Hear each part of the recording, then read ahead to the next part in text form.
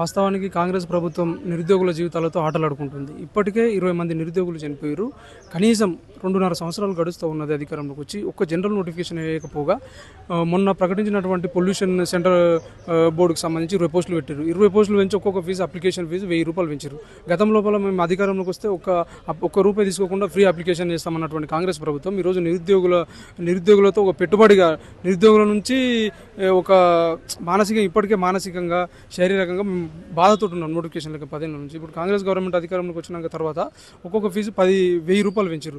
So నిరుద్యోగులందరూ కూడా ఈ బాధతో ఉన్న తరుణంలో వయోపరిమితి అనేది 44 సంవత్సరాల నుంచి 34 సంవత్సరాలకు పెంచారు. గతంలో టీఆర్ఎస్ గవర్నమెంట్ తెలంగాణ ఉద్యమంలో పాల్గొన్నటువంటి వ్యక్తులు వీళ్ళు కాబట్టి వీళ్ళ వయోపరిమితి పెంచితే వీళ్ళకి అవకాశం ఉంటుంది అని చెప్పి ఉద్దేశంతో 42 జీవో తీసుకొచ్చి 34 నుంచి 44 సంవత్సరాలకు పెంచారు. కాంగ్రెస్ గవర్నమెంట్ 2024 ఫిబ్రవరి 8 తారీఖున ఇంకో 2 సంవత్సరాలు 30 జీవో తీసుకొచ్చి 2 సంవత్సరాలు దానికి ఎక్స్టెండ్ చేసేసి మొత్తం 46 సంవత్సరాల వరకు పెంచింది. ఇప్పుడు మరి కాంగ్రెస్ గవర్నమెంట్ హఠాత్తున 12 సంవత్సరాలకు తగ్గించడం వల్ల చాలా మంది నిరుద్యోగులకు అన్యాయం జరుగుతుంది. కొంతమంది అన్నారంట, చాలా మంది మంత్రులు కూడా ఏళ్ళకేళ్ళు నిరుద్యోగులు ఇంకెన్ని రోజులు ప్రిపేర్ అవుతారని అన్నారంట. తెలంగాణ ఏర్పడిన తర్వాత ఒక గ్రూప్ 1 వచ్చింది. ఆంధ్రలో 3 గ్రూప్ 1లు వచ్చినాయి. ఒక్కో గ్రూప్ 1 నోటిఫికేషన్ వచ్చింది. ఇప్పటికి కూడా కోట్ల చుట్టూ అక్కడిక్కడ తిరుగుతూ ఉంది. కోట్ల చుట్టూ అక్రమాలు అవినీతి మొత్తం గ్రూప్ 1లో జరిగినాయి. నువ్వు ఒక్క గ్రూప్ 1 కూడా సక్రమంగా వేయకపోగా ఏళ్ళకేళ్ళు చదువుతారని చెప్పి ఎట్లా అంటావు? నువ్వు చక్కగా నోటిఫికేషన్ వేసినట్టే మాకు చదవాల్సిన అవసరం ఏముంది? ఇప్పుడు 60 ఏళ్ళు 70 ఏళ్ళు ఉన్నటువంటి వృద్ధులకు నువ్వు ఎమ్మెల్సీలు ఎమ్మెల్యేలు ఇచ్చి అసెంబ్లీలో శాసన మండలి కూర్చున్నటువంటి వ్యక్తులు మేము చదువుతాం ఖచ్చితంగా గ్రూప్ 1 కొట్టుకుంటామని ఒక ఆశ ఉన్నోళ్ళు ఈరోజు పెళ్లిళ్ళు అయ్యి అంతా అయ్యి ఒక నోటిఫికేషన్ వచ్చిన తర్వాత అన్నింటికి ఫుల్ స్టాప్ పెట్టేసి వచ్చి మేము ప్రిపరేషన్ అవుతుంటాం. ఇప్పుడు వాళ్ళకి ఎట్లా చాలా ఇబ్బందికరమైనటువంటి పరిస్థితి.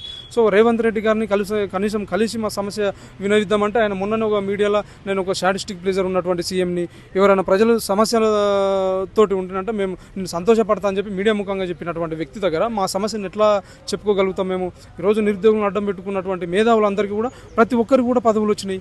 వాళ్ళు కనీసం నిరుద్యోగుల గురించి స్పందిస్తున్నారు. 20 మంది నిరుద్యోగులు చనిపోయారు. గతం లోపల ప్రవళిక అనే ఒక అమ్మాయి చనిపోతే నువ్వు నేషనల్ వ్యాప్తంగా దాన్ని ఇంటర్నేషనల్ వ్యాప్తంగా తీసుకుపోయారు.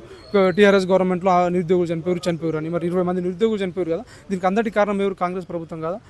మేము అడుగుతా ఉన్నాం, జూన్ 2 లోపు ఖచ్చితంగా జీవోలు ఏదైతే నిరుద్యోగులకు వ్యతిరేకంగా గ్రామీణ ప్రాంత విద్యార్థులకు ఎస్సీ ఎస్టీ బీసీ విద్యార్థులకు అన్యాయంగా ఉన్నటువంటి జీవోలు ఏదైతే ఉన్నాయో 29 జీవో కానీ 46 జీవో కానీ 108 కానీ జియో 4 వీటన్నిటిని కూడా రద్దు చేసి జూన్ 2 లోపు ఖాళీగా ఉన్నటువంటి నోటిఫికేషన్ అన్నిటిని కూడా భర్తీ చేయాలి. అదేవిధంగా వయోపరిమితి అనేది 34 సంవత్సరాల నుంచి 46 సంవత్సరాల వరకు యథావిధిగా దాన్ని జీవో 30ని ఎక్స్టెండ్ చేయాలి. లేని పక్షంలో మేము మరి సీఎం ఇంటి ముట్టడి చేస్తామా లేకపోతే అంటే సెక్రటరీ ముట్టడిస్తామా అనేది మేము చెప్పము. ఖచ్చితంగా జరగబోయే పరిణామాలు మాత్రం తీవ్రంగా ఉంటాయి. నిరుద్యోగుల కడుపు కాలుతూ ఉంది, చాలా అన్యాయం జరుగుతూ ఉంది. కాబట్టి దయచేసి కాంగ్రెస్ ప్రభుత్వం జూన్ 2 లోపు స్పందిస్తుందని చెప్పి ఒక ఆశాభావం వ్యక్తం చేస్తుంది. వాస్తవానికి 2 లక్షల ఉద్యోగాలు వీళ్ళు ఒకరన్న వ్యక్తులు కాదు. ప్రియాంక గాంధీ గారు వచ్చిండ్రు, రాహుల్ గాంధీ గారు వచ్చిండ్రు, రేవంత్ రెడ్డి గారు ఈనాడు నుంచి మొదలు పెడితే అన్ని పేపర్లు అన్ని ఫ్రంట్ సైడ్ మొత్తం 2 లక్షల ఉద్యోగాలు ఏడాది లోపల అని చెప్పారు. మరి ఆ 2 లక్షల ఉద్యోగాలు రాసినటువంటి వ్యక్తి శ్రీధర్ బాబు గారు మంత్రి. ఆయన అసెంబ్లీ సాక్షిగా ప్రైవేట్ ఉద్యోగాలు చేసుకోండి అని అన్నాడు. మరి మేనిఫెస్టో రాసినటువంటి వ్యక్తి ప్రైవేట్ ఉద్యోగాలు చేసుకోండి అంటే ఇక వాళ్ళకి ఏం చెప్తాం మేము? కనీసం మేము రేవంత్ రెడ్డి గారిని వాళ్ళని చూసి ఓట్లేదు. కోదండరామ్ సార్ని చదివిన వాళ్ళు ఉన్నారు, బుద్ధి ఉన్న వాళ్ళు ఉన్నారు, తెలంగాణ ఉద్యమంలో పాల్గొన్న వాళ్ళు ఉన్నారు, శ్రీధరబాబు కోదండరామ్ సారు వీళ్ళందరూ ఉన్నారు. కాబట్టి వీళ్ళని నమ్మి మేము ఓట్లేసినాం. ఈరోజు వాళ్ళు 2 లక్షల ఉద్యోగాలు కాదు కదా, వాళ్ళు మొన్న అసెంబ్లీలో డైరెక్ట్ గతం లోపల రేవంత్ రెడ్డి గారు ఏమన్నారు? 70,000 ఉద్యోగాలకు ఒక ఉద్యోగం తక్కువైనా తల నరుకుంటున్నాడు.